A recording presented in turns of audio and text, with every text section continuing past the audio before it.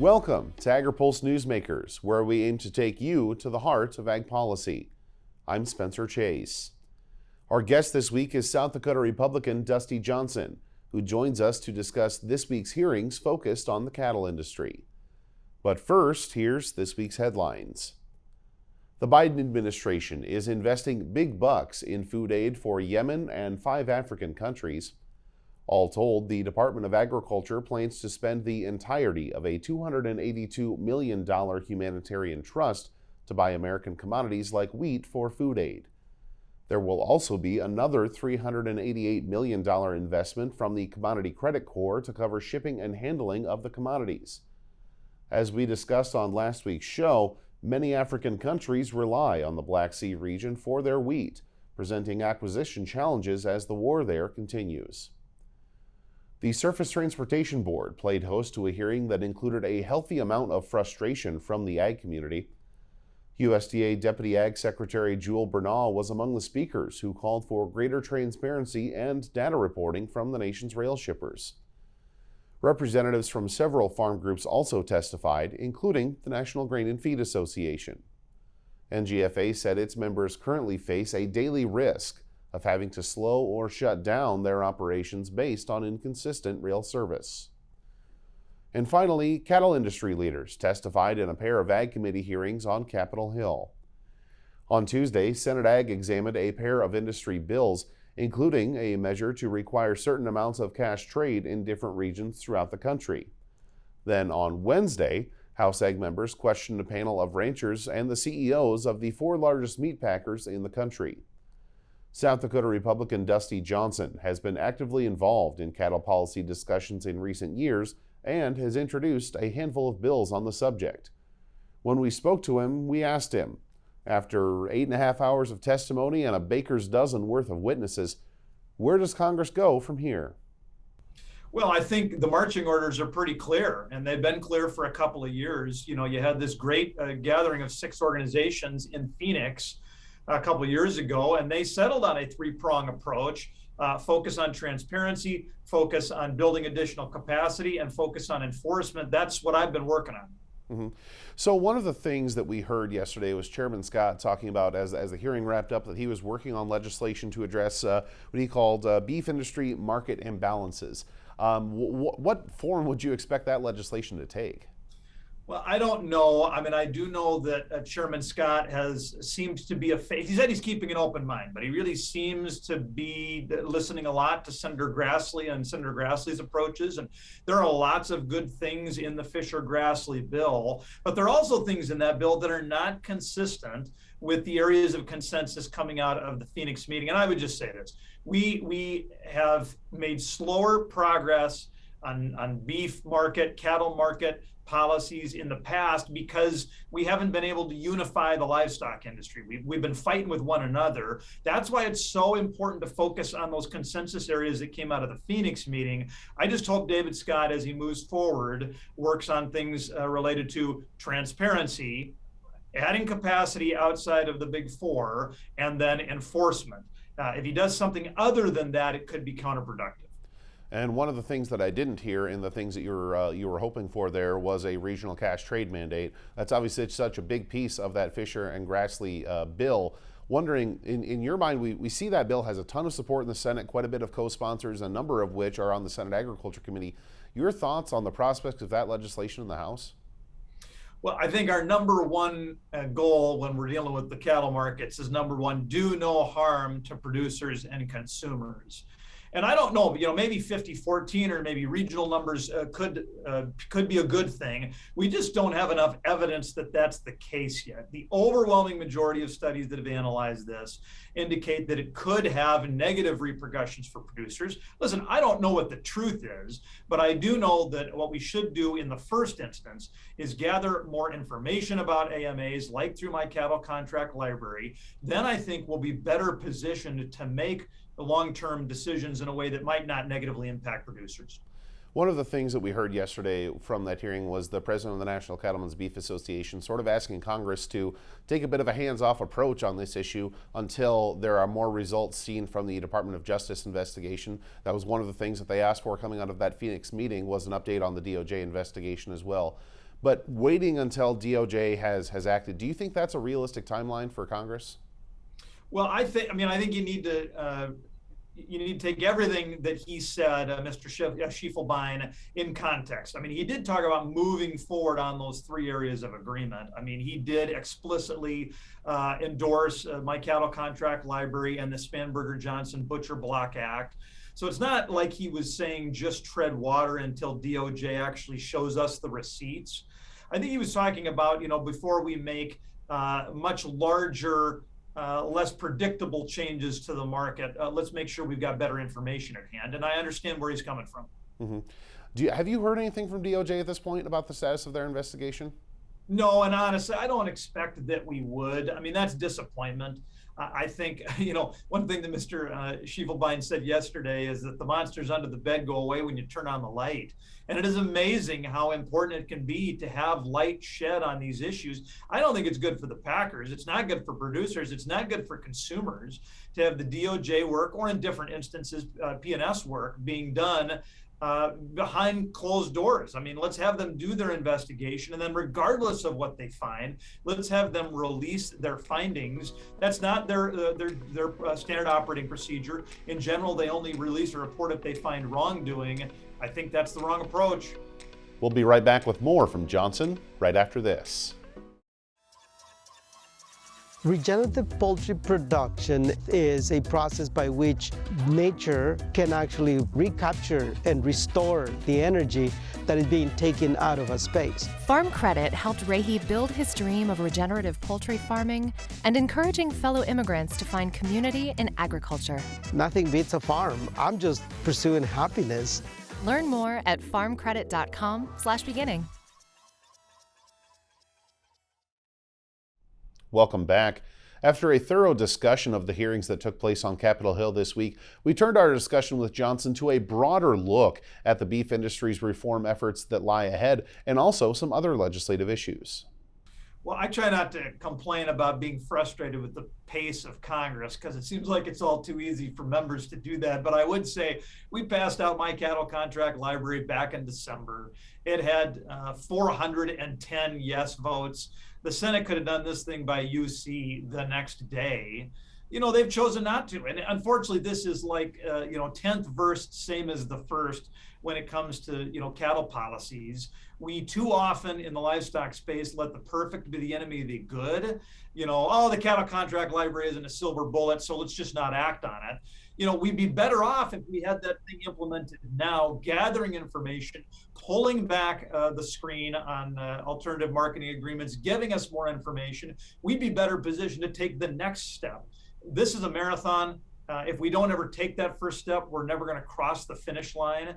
And so as far as the timeline, I feel like we really need the Senate to be willing to take this first step with us. And then let's talk about what the second step looks like.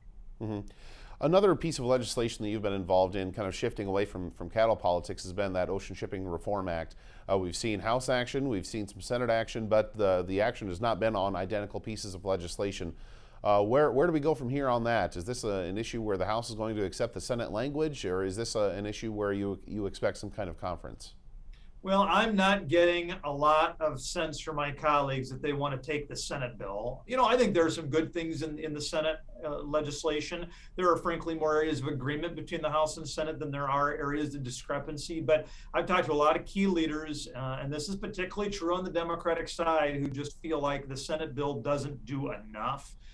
They want reciprocity, clean and plain in the language. They want service standards clean and plain in the language. They don't want to just kick this can. It's been 25 years since we've adjusted these maritime laws, to the extent that it's going to be another 25 years. I hope it's not. But if it is, let's not act too tentatively here. And I think that's what I'm hearing from my colleagues. And so I think it's far more likely that we're going to try to reach some middle ground in a larger package like the China bill than we'll just take the Senate package on its own, or the Senate bill on its own. Mm-hmm. As we look forward, obviously, we're looking at the midterm elections coming up later this year. Prevailing wisdom at this point is the expectation of House Republican control of not only Congress, of the House, but also of the House Agriculture Committee. and that is under the also under the lens of the 2023 Farm Bill reauthorization coming up.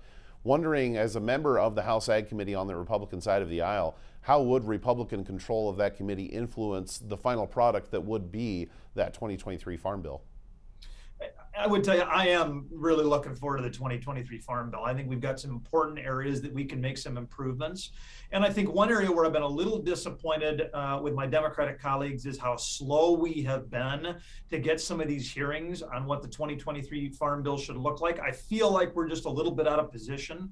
And I know on the Republican side, we're chomping at the bit. I mean, we've got plans, we've got areas. There's a strategy for how we would proceed in January to try to close that distance so that we can be in a better position to get a quality work product, which is obviously also going to be stakeholder driven. We don't want to just do this with the politicians. The beautiful thing about the Farm Bill generally is how collaborative it has been. We're going to be looking to do a lot more of that, at least if I'm a chairman of a subcommittee, and I would have every expectation I would be. I want to make sure it's not just me coming up with these ideas. What's the top of the oversight list? If the Republicans have this January plan, what are the oversight ideas that they're going to be looking to gather information on, sort of at the top of the list? Well, I do think you hear from cattle country some interest in some additional risk mitigation measures. I think on the crop side, people are concerned about reference prices and whether or not they're at the right spot on a go-forward basis. I think people are concerned about the size of ad hoc disaster relief, and they want to think a little bit about whether or not we're in the right position there. Those are three that come off at the top of my mind, but there are other lists out there as well. And quickly, as we wrap up here today, Congressman, we saw the Biden administration earlier this month use some emergency authority to allow summertime E15 sales. I think there's general consensus that the cleanest way to make this a permanent fix, as opposed to an administration by administration move, would be an act of Congress. Is Congress going to act? We need to act. This is an area of bipartisan agreement. And to me, I don't even really understand the argument against E15. The reality is its read vapor pressure is lower than E10, so smog is less of a concern. Clearly, once fully implemented, it could put another 8 billion gallons of liquid fuels onto the marketplace. For people who are concerned about gas prices, that would have a big impact. And so this is the kind of thing we need to do. I am concerned that some of the purists on the environmental left are standing in the way, but I think we can build a very large bipartisan coalition to move this, and we should. Congressman, thanks for joining us. Thank you. We'll be right back to discuss this week's news with our panel, but first, Hannah Pegel takes a look at the distribution of the food dollar in this week's Ag by the Numbers. The COVID-19 pandemic made many consumers think twice about where and how they are spending their money, and USDA's Economic Research Service provides some insight. Following the National Emergency Declaration on March 13, 2020, many states began to issue measures like the closure of in-person dining at restaurants and other food service businesses. At-home cooking increased dramatically, much to the dismay of the restaurant industry. At the onset of the pandemic, the average spending at restaurants from March through May 2020 plummeted 29% compared with the same period in 2019. That's a drop of about $7 billion. Spending remained below previous year levels for all restaurants throughout the remainder of 2020. Average spending at quick service restaurants, where you can pick up foods like burgers and pizzas, also declined during the pandemic, but not as much. That decline totaled about $3 billion. But starting in July of 2020, spending at quick service restaurants picked up and continued to climb into 2021. Many restaurants followed that trend by preparing more food to go. However, spending at full service restaurants has yet to return to pre-pandemic levels. Of course, the one number that farmers always ask about is how much of the food dollar actually ends up back on the farm. ERS says that for every dollar spent in 2020 on domestically produced food, the farm share was just 16 cents, while the marketing bill was 84 cents. For this week's Ag by the Numbers, I'm Hannah Pegel. Farmers are always there for each other. We shed tears together, we celebrate together, but we also grow together. Farm Bureau is the largest general farm organization in the country. We have the farmers' back. If you're a farmer and you're not a member, we would welcome you into our Farm Bureau family. And if you want to know more about agriculture, come be part of this great family. Welcome back to Agri-Pulse Newsmakers. Happy to be joined by really a great panel this week to discuss a pretty busy week in beef policy circles. Joined now by Mark Dopp with the North American Meat Institute, Lia Biondo with the U.S. Cattlemen's Association, and Ethan Lane with the National Cattlemen's Beef Association. And Ethan, I want to go to you first because we had kind of a couple of marathon hearings this week in both the House and Senate Agriculture Committee. A lot of discussion, and that's on top of some of the previous hearings and previous discussion that we've seen on this issue. Are we any closer sitting here right now to some kind of a legislative solution than we were at the beginning of the week? Well, I think we're incredibly close to a legislative solution that works for cattle producers across the country and should work for the vast majority of lawmakers that have been working on this issue for 2 years, and I guess now 7 hearings in different committees across Capitol Hill. It was abundantly clear from the hearings on both the Senate and House sides that the only point of contention is this lingering mandate discussion. And it's obvious that the entirety of the economic community, the vast majority of cattle producers, certainly those producers that actually engage in that segment of fat cattle trade, just don't want that solution. But that shouldn't dissuade us from working on the huge array of other items that have been generated over several years of discussion here. There's a lot of good stuff that we should be working on to try to improve this marketplace. And Mark, as we get the Packer perspective here, wondering how would your industry react to, obviously the Grassley-Fisher legislation has that requirements to increase and mandate the amount of cash trade throughout certain regions. How would your industry react to such a requirement? Well, not well. It's no secret we opposed the Grassley-Fisher legislation. I agree with Ethan. We opposed the mandate, and there are other aspects of the Grassley-Fisher legislation that we're troubled by. This office of a special investigator with respect to Packers stockyards to us seems wholly redundant.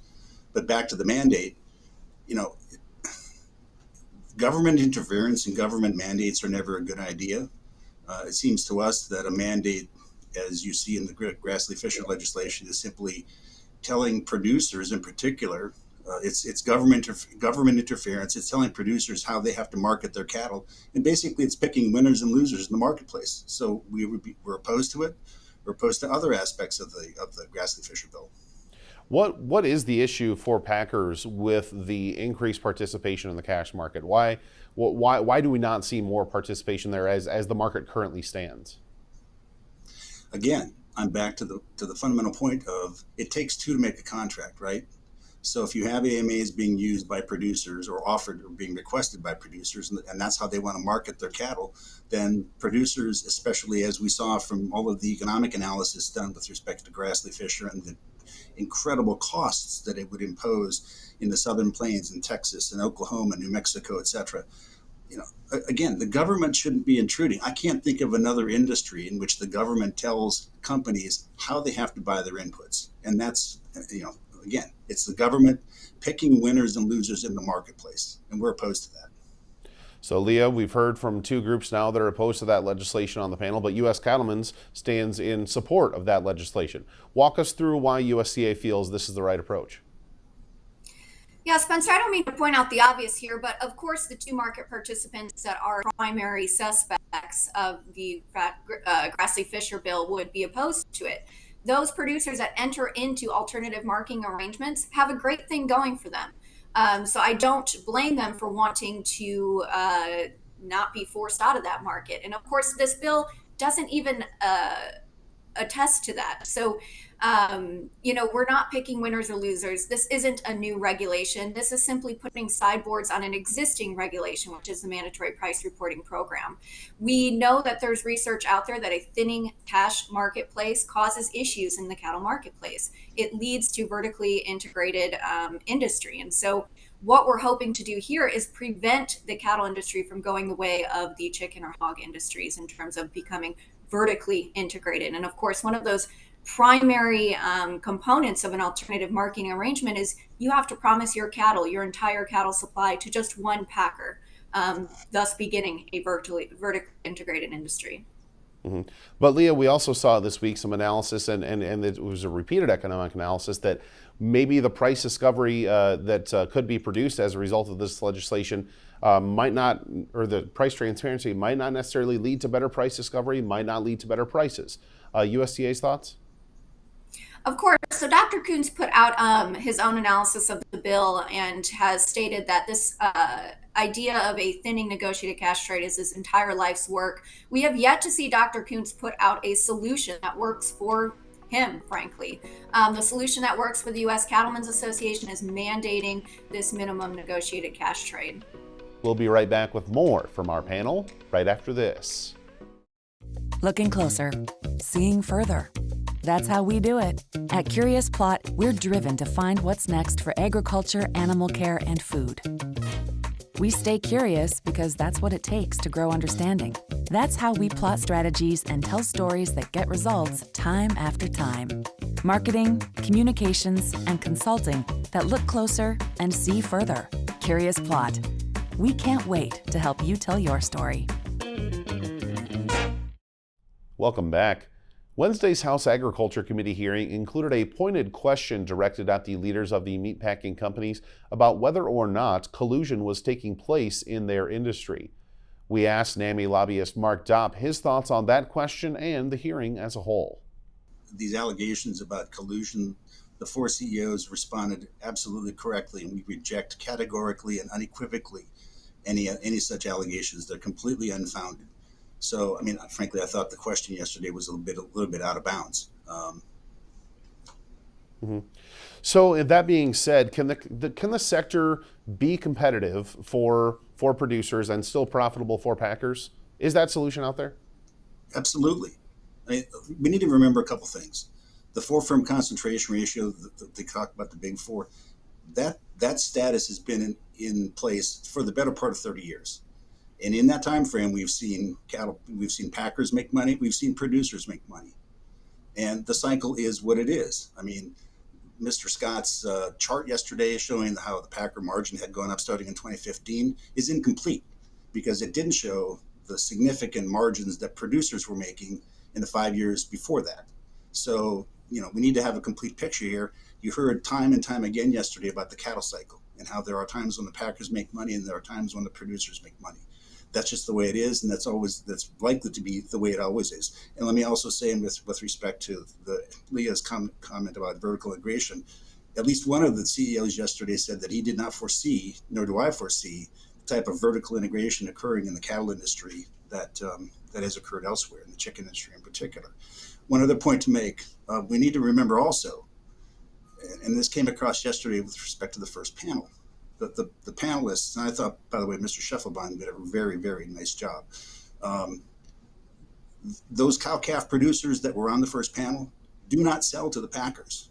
So there's an intermediary in there. We've got to remember how this industry is structured. There's the cow-calf, there's stockers, there's backgrounders, feedlot packers, and then the retail and food service community. That's the system we should be talking about. Ethan, I want to bring you back into the fold here because one of the things that we heard from your organization's president was that NCBA would like Congress to maybe take a step back from considering some legislative solutions until there's conclusion to a Department of Justice investigation. But DOJ, as we've seen, typically does not offer updates, unless short of indictments. What then if DOJ never formally concludes the investigation, never concludes that indictments are necessary? What then on the legislative path forward? Well, certainly I think them not moving forward with indictments is a good indication of the results of their investigation. That doesn't mean we don't have a really important task ahead of us in ensuring that proper oversight is occurring at packers and stockyards. We've talked a lot about the need to make sure that that division functions properly, is adequately funded and adequately staffed. That's not the case at the moment. Creating a new separate entity to compete with P&S inside USDA is not solving the underlying problem. We have a department that needs to be improved and funded so that it can carry out its mission. That ought to be job number one in ensuring that the marketplace has proper oversight. And Lia, just wrapping things up here, obviously a lot of discussion going on, but a lot of potential timelines coming up. There's LMR at the end of September. There's the Farm Bill coming up. What does USDA and what do you see as sort of the legislative path forward here as we look at timelines? Well, we are running out of time to get something happened or passed this year. We are facing, as you said, a deadline of mandatory price reporting expiring September 30th. We have midterm elections coming up at the end of the year and then a new Congress starting again next year. So our timelines are very, very limited here. And I cannot stress that this effort to mandate a minimum negotiated cash trade is entirely driven by grassroots producers. U.S. Cattlemen's Association, we don't manage a political action committee or a PAC. We don't contribute to any of these congressional members, House or Senate. And so the reason that you saw so many of those members of Congress at the House and Senate hearings this week vehemently defending this Fisher-Grassley bill is because they're hearing constituents in their states. You just can't fake that kind of grassroots effort. And so we are running out of time. We did have this hearing on the bill in the Senate on Tuesday. Our next ask would be for the Senate Agriculture Committee to hold a vote on this bill, an up or down vote, and really get this moving to the Senate floor and over to the House as quickly as possible. So obviously a bit of a challenge to try and summarize about 8.5 hours worth of congressional testimony in a 10-minute conversation amongst 4 people. But I appreciate all of you joining me to give that a shot. So Mark, Leah, and Ethan, appreciate your time. Happy to do it. Thank you. We'll be right back with more Agri-Pulse Newsmakers. But first, our Hannah Pagel takes a look at the state of drought in the country in this week's Map It Out. If you are a farmer in the West or Southern Plains, you may be worried about producing a good crop this year, especially with the abnormally dry conditions that occurred this winter and the small chance for rain in the coming weeks. In California, farmers are seeing little relief after the driest 2-year period on record. The Northern California Water Association expects about 370,000 acres of farmland to be left fallow in the Sacramento Valley this year, which could lower the state's rice production. Swaths of Texas, New Mexico, Oklahoma, Kansas, Nevada, and Oregon are experiencing what the U.S. Weather Service calls exceptional drought. This type of drought leads to major crop and pasture losses for farmers, a heightened risk of wildfires, and water shortages in reservoirs. Several other regions, including Utah, Montana, and Nebraska, aren't faring much better, despite having slightly more rainfall. These dry conditions are partly linked to recurring weather patterns. Every 3 to 7 years, waters in the Pacific near the equator cool down, causing the jet stream to push northward. This event is best known as La Niña. The result is warmer, drier weather in the south. These conditions are particularly noticeable in Texas, where producers are experiencing the driest September to March period they've seen since 1967. Some producers in Texas are saying this year's conditions remind them of the conditions seen in 2011, when one of the state's most destructive droughts led to over $7 billion in losses for farmers. According to USDA's latest crop production report, just under 80% of the state's winter wheat crop is rated very poor to poor, and many other crops have yet to be planted. This drought only adds to concerns about a global food crisis, especially since Russia and Ukraine together account for 1/3 of the world's wheat supply. Noah Wicks has more details in his story on Agri-Pulse.com. For this week's Map It Out, I'm Hannah Pagel. Did you know Agri-Pulse has all your favorite podcasts, including Open Mic, Newsmakers, and Drive Time? Take us wherever you go. Subscribe at agripulse.com or on Spotify, Google Play, or Apple Podcasts.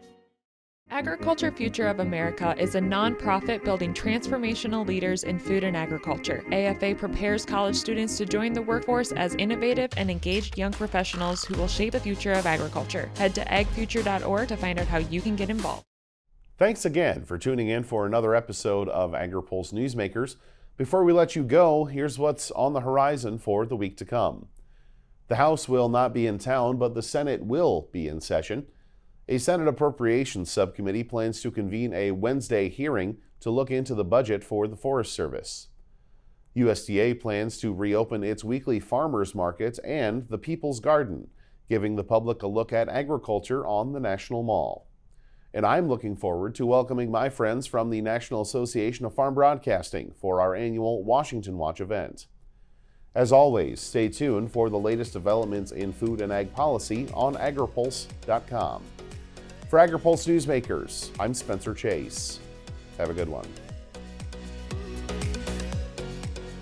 Newsmakers is a production of Agri-Pulse Communications. For more ag policy news, visit Agri-Pulse.com. You can also find our new content on YouTube and wherever you get your podcasts. Don't forget to follow Agri-Pulse and our correspondents on social media to get breaking news and more.